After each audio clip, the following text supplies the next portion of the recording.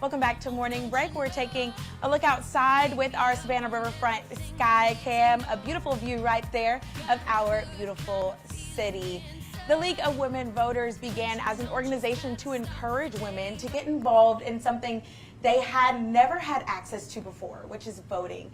Today, the League's mission has expanded, pushing for equal voting rights for all and encouraging people to use their power through voting. Today, I'm joined by Chassidy Mallory, president of the League of Women Voters, Coastal Georgia, to share how voter restriction is still happening. Now, this is such an important topic to talk about today. First, I want to thank you for joining me, but we're going to get into a little bit about voter restriction. Tell me a little bit about what you guys are pushing for right now. Well, there's many types of voter disenfranchisements, and one of the things that we're really pushing for right now is restorative rights.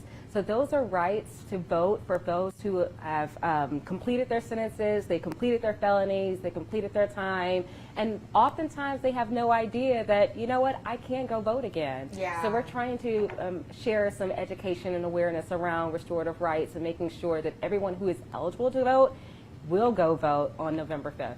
There are a lot of myths out there. There are a lot of people who kind of misunderstand what a person's right to vote looks like, especially for those groups that you mentioned before. Can you kind of go about debunking some of those myths? Oh, absolutely. So one of the things that we did is put out a really great educational video to help with those debunks. One of the videos is geared towards those who are in pretrial detention, and the other one is for those who have completed their sentences and their parole.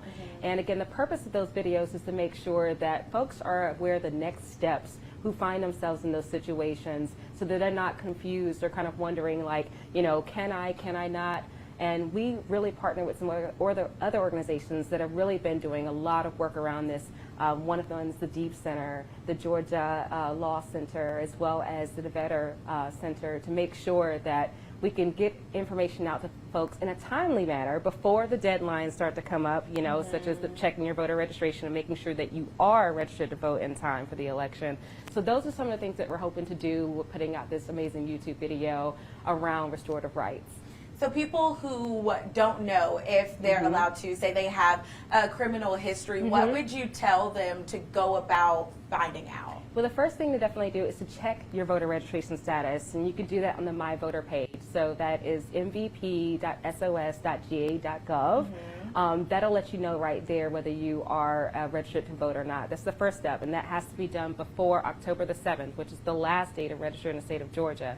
But essentially, anyone who has completed their parole and completed their sentence, those who are awaiting trial, those who might be in detention centers right now, those with the First Offender Act, who have not had their voting rights revoked. All these people are eligible to vote right now, and that's a lot more people than we think. And in Georgia, that comes to around 250,000 people who every year have served their time and are eligible to have their rights reinstated.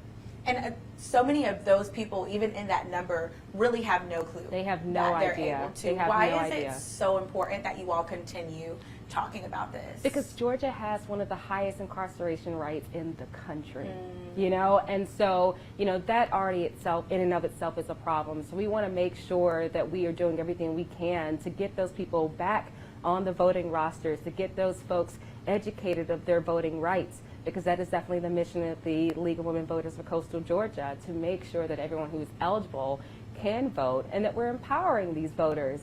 And that's the best way to engage folks and get them to the polls. Very good. Is there anything else you feel like people need to know when it comes to voting? I think always check your registration status. Know that you have many options to vote, so we encourage to vote early if you can. If you need to request an absentee ballot, you can certainly do that. We're definitely working with the systems here, the jail systems, the parole systems, to make sure that we can go to the jails and actually give absentee ballots and get those back in a timely manner so those votes are counted, and that we are engaging with folks who are incarcerated. You know, you're still a citizen of this country, and so we want to make sure that people feel empowered to know their rights. It all starts with knowing your voting rights, and that's how you make real change. This is a vital conversation that really shapes our future, It making does. sure everybody who is eligible to vote and wants to vote can do so and that they know that they can. Absolutely. So I really appreciate you coming on and telling us all this vital information, some nuggets that I didn't even know myself. So I really appreciate you. Thank This you has so been much for great. having us. Absolutely. And we have more Morning Break. We'll be right back.